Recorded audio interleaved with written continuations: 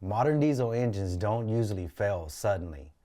Most of the damage I see in the shop happen after a decision is made to keep driving, to clear a code, or to postpone maintenance.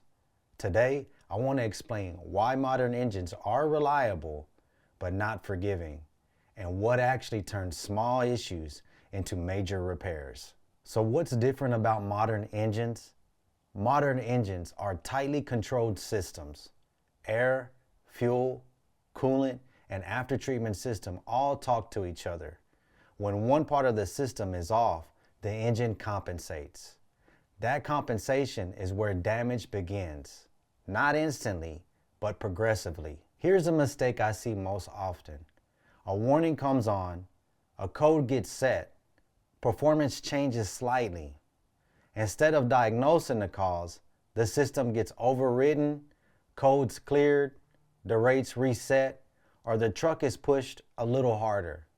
The engine keeps running, but now it's running outside of normal limits. So why doesn't the engine just save itself? People assume if it was serious, the engine would shut down. That's not how modern engines work.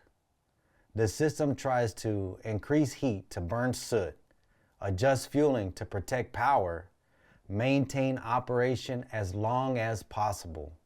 That survival mode creates localized stress on valves, injectors, heads, and coolant components. Damage happens quietly. So what does that turn into in the shop? By the time the truck shows up, the complaint sounds like low power, long regens, hard starts, rough idle, unexpected coolant or fuel issues. But the root cause usually started weeks or months earlier, not with a failure, with a decision. So here's the takeaway. Modern diesel engines are extremely capable, but once the system starts warning you, it's not asking for permission. It's asking for attention. Fix the cause early and the engine will last.